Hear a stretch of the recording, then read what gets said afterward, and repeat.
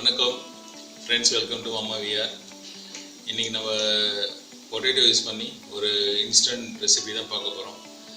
Within 10 மினிட்ஸில் ஒரு fast easy recipe பார்ப்போம். குழந்தைங்களுக்கு ரொம்ப பிடிச்ச ரெசிபி. நான் 2 ரெசிபி ட்ரை பண்ணியிருக்கேன். ஒன்று பொட்டேட்டோ ஃப்ரைஸ், இது மசாலா ஃப்ரைஸ் இல்லை பொட்டேட்டோ ஃபிங்கர்ஸ் கூட சொல்லிக்கலாம். இன்னொன்று வந்து பொட்டேட்டோ ஸ்மைலி. இது 2 ரெசிபியும் சூப்பராக வந்துச்சு. நான் ஒரு யூடியூப் சேனல் பார்த்து அதை ட்ரை பண்ணேன். ஒரு மிஸ்டேக் கூட இல்லாமல் க்ளீனாக அழகாக சூப்பராக வந்துச்சு. டேஸ்ட்டாகவும் இருந்தது. ட்ரை பண்ணி பாருங்கள். Welcome to the show.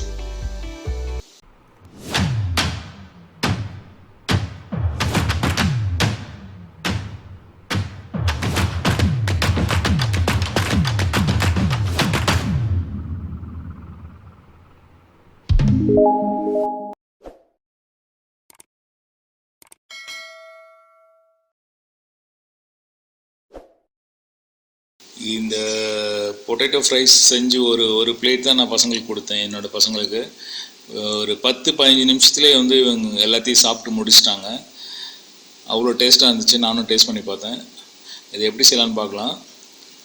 இதுக்கு வந்து ஒரு 3 உருளைக்கிழங்கு எடுத்துங்க. இந்த மாதிரி கட் பண்ணிவிட்டு ஒரு 80% குக் ஆனதுக்கப்புறம் அதை எடுத்து ஒரு நார்மல் டெம்பரேச்சருக்கு கொண்டு வந்துடுங்க. நார்மல், அதாவது நம்ம வீட்டில் யூஸ் பண்ணுற பச்சை தண்ணி இருக்குல்லையே, அதில் வாஷ் பண்ணி கொண்டு வந்துடுங்க. அதுக்கப்புறம் ஃப்ரீசரில் ஒரு 15 நிமிஷம் ஃப்ரீசரில் வச்சுருங்க. அதுக்கப்புறம் நம்ம இது மாதிரி சீசனிங் பண்ணிக்கலாம். இஞ்சி பூண்டு பேஸ்ட்டு 1 ஸ்பூன் ஆட் பண்ணிங்க. ஒரு அரை ஸ்பூனுக்கு வந்து மிளகுத்தூள் ஆட் பண்ணிங்க. அப்புறம் ஒரு அரை ஸ்பூன் அளவுக்கு சில்லி பவுடரும் ஆட் பண்ணிங்க. ஒரு ஃபெனல்ஸ், இதை பெருஞ்சீரகம் நம்ம இடித்து நுணுக்கி கொஞ்சோண்டு ஆட் பண்ணிங்க. சும்மா ஒரு பிஞ்ச் அளவுக்கு ஆட் பண்ணிங்க. இந்த மாதிரி ஆட் பண்ணிங்க. உப்பு தேவையான அளவுக்கு.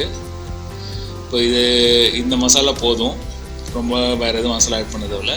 இதுக்கு வந்து கூட வந்து கார்ன்ஃப்ளவர் மாவு வந்து ஒரு 3 ஸ்பூன் அளவுக்கு ஆட் பண்ணிங்க. 3 ஸ்பூன் போதும். உங்களுக்கு அதிகமாக தேவைனாலும் ஆட் பண்ணிங்க. 3 ஸ்பூனே கரெக்டாக இருக்கும், உங்களுக்கு கிறிஸ்பியாக இருக்கும்.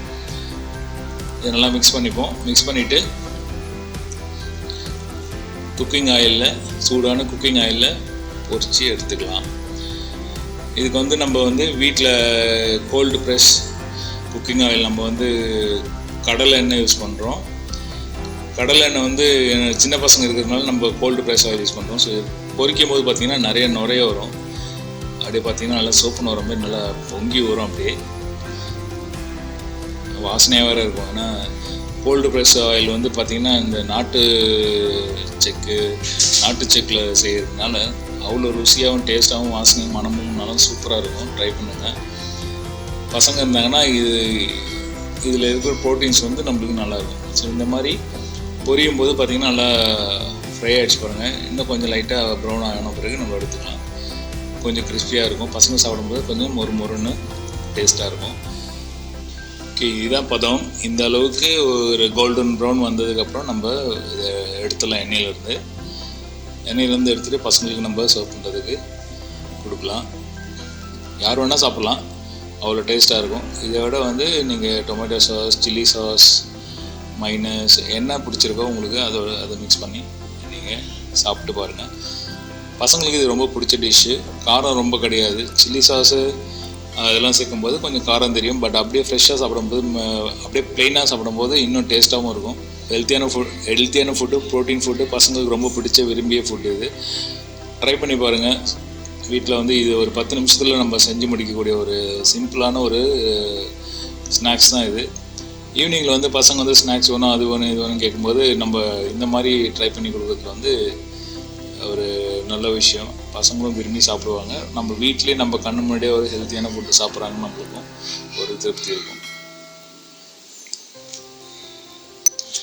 அடுத்து பொட்டேட்டோ ஸ்மைலி செய்யலாம். இது ஒரு சூப்பரான டிஷ்ஷு. 10 நிமிஷத்துலேயே செய்யலாம் இன்ஸ்டண்ட்டாக. பசங்களுக்கும் ரொம்ப பிடிக்கும். டேஸ்டியாகவும் இருந்துச்சு.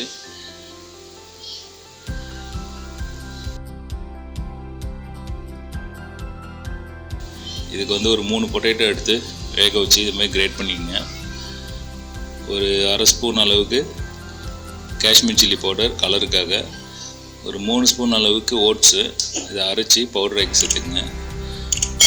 2 ஸ்பூன் அளவுக்கு கார்ன்ஃப்ளவர். இது கொஞ்சம் கிறிஸ்பினஸ் தரும், அதுக்காக கார்ன்ஃப்ளவர் கொஞ்சம் சேர்த்துக்கலாம். இது எல்லாத்தையும் என்ன பண்ண போகிறோம், ஒன்றா மிக்ஸ் பண்ணி ஒரு சப்பாத்தி பதத்த அளவுக்கு வந்து நம்ம பிசைஞ்சிக்கலாம். உப்பு உங்களுக்கு தேவையான அளவுக்கு உப்பு சேர்த்துக்குங்க. இந்த மாதிரி நல்லா பிசைஞ்சிங்க. நான் தண்ணி எதுவும் விடலை, தண்ணி வேணுன்னா லைட்டாக விட்டுங்க. ஏன்னா அந்த உருளைக்கிழங்கு தண்ணியிலே வந்து நான் பிசைஞ்சிட்டேன் ஃபுல்லாக. இந்த மாதிரி நல்லா டைட்டாக பிசைஞ்சிங்க. ரொம்ப தண்ணியாக இருக்கக்கூடாது, நல்லா டைட்டாக இருந்தால் தான் இதுமாரி. கொஞ்சம் எண்ணெய் விட்டுங்க சப்பாத்தி தேய்க்கிற கட்டியில். இந்த மாதிரி ஸ்ப்ரெட் பண்ணிங்க. கையாலையும் கொஞ்சம் லைட்டாக ஸ்ப்ரெட் பண்ணிக்கிட்டு நம்ம அந்த சப்பாத்தி உருட்டுற ரோலர் எடுத்து லைட்டாக ரோல் பண்ணிக்கலாம். ரொம்ப தின்னாக ரோல் பண்ணாதீங்க, ஓரளவுக்கு திக்காகவே இருக்கட்டும். அப்போ தான் வந்து எண்ணெயில் பொரிக்கும் போது கொஞ்சம் கிறிஸ்பியாக டேஸ்ட்டாக இருக்கும். இந்த மாதிரி ஒரு ரவுண்டாக கட் பண்ணுறதுக்கு ஒரு சின்னதாக ரவுண்டாக கட் பண்ணுறது சின்ன எடுத்துக்கங்க. ஸோ அங்கே இங்கே ரவுண்டாக ப்ரெஸ் பண்ணி கட் பண்ணிங்க. உங்களுக்கு கட்டர் இருந்துச்சுன்னா, ரவுண்டு கட்டர் இருந்துச்சுன்னா கட்டர் யூஸ் பண்ணிங்க. ஸோ இதுமாரி நான் கட் பண்ணிக்கிட்டேன். ஒரு 4 ஸ்மைலி வந்திருக்கு, 4 ஃபேஸ் வந்திருக்கு. இந்த 4 ஃபேஸ் வந்து எப்படி ஸ்மைலி ஃபேஸை மாற்றுதுன்னு பார்க்கலாம். இதுக்கு வந்து ஒரு ஸ்டா வேணும். என்கிட்ட வந்து ஸ்டீல் ஸ்டா இருக்குது. இந்த ஸ்டா வந்து எடுத்து நான் என்ன பண்ணுறேன், கண்ணு வந்து நான் டிசைன் பண்ணிக்கிறேன். இந்த மாதிரி 2 ஹோல்ஸ் போட்டுங்க கண்ணுக்கு. எல்லாத்துக்கும் இதுமாரி ஹோல்ஸ் போட்டுக்கலாம். இந்த மாதிரி எல்லாத்துக்கும் போட்டுட்டு ஒரு ஸ்பூன் எடுத்துக்கங்க. ஒரு வளைவாக, ஒரு வீட்டில் நம்ம யூஸ் பண்ணுற ஒரு வளைவாக இருக்கிற ஸ்பூனை பார்த்து எடுத்துக்கங்க.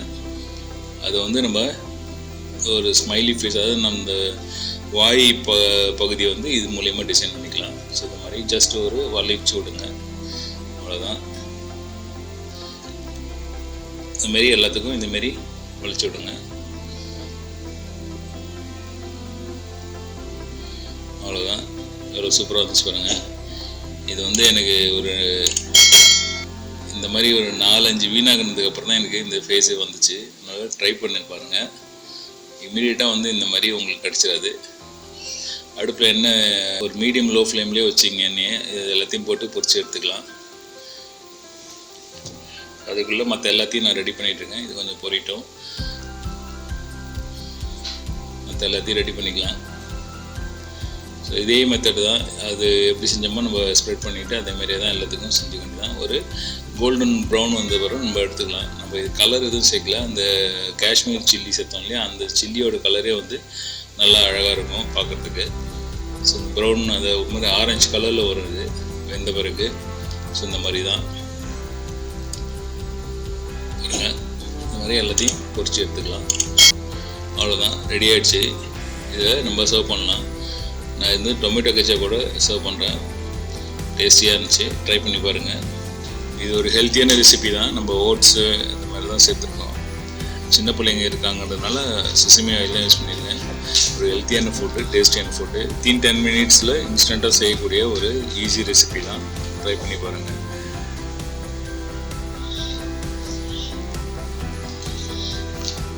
சேனல் சப்ஸ்கிரைப் பண்ணுங்கள், லைக் பண்ணுங்கள், ஷேர் பண்ணுங்கள். நன்றி.